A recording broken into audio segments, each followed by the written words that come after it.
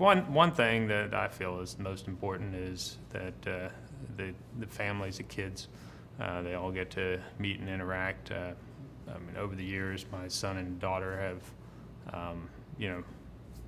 grown to be close friends with many of the other families scattered around the world, which is quite remarkable, I think. And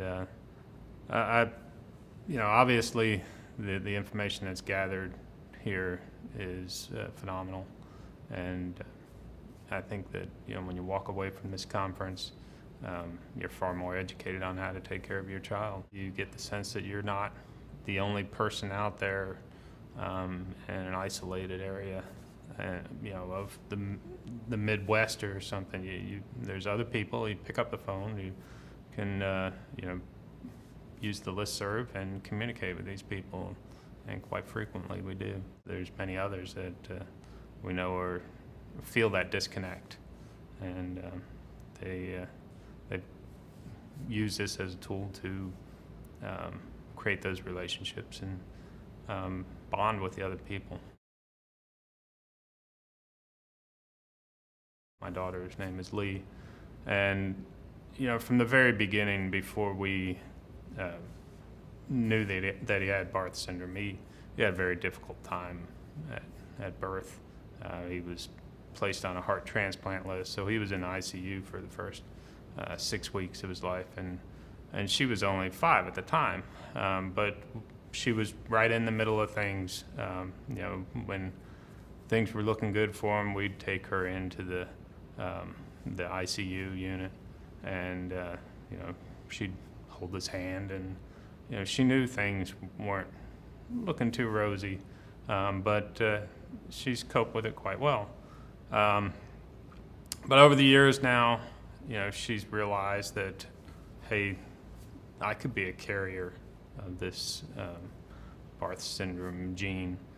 So, am I going to have a child like RJ? Am I going to have to go through the same thing?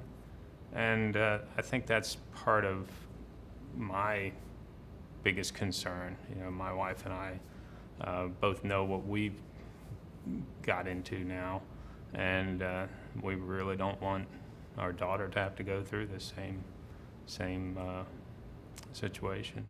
We have to do this for the boys, we have to do that for the boys. And I think that, we can't leave the girls, and we do focus on the siblings quite a bit. But I think as the girls mature and get a better understanding of just what it's all about, even as early as 10 years old, they know that it's a genetic disorder, and they can be living this same life later on in their life. So I think it creates a lot of pressure on them. She's benefited substantially by the exposure of the other families, and she sees how they cope with it, and it's broadened her life knowledge of just how what it's like to have a disability in general. I mean, it doesn't just have to be Barth syndrome, it's just a disability, and the appreciation that families go through to raise a child with a disability. The Barth Syndrome Foundation is an organization that has a broad spectrum of goals, and one of them is to provide the family support that's much needed to raise a child with Barth syndrome.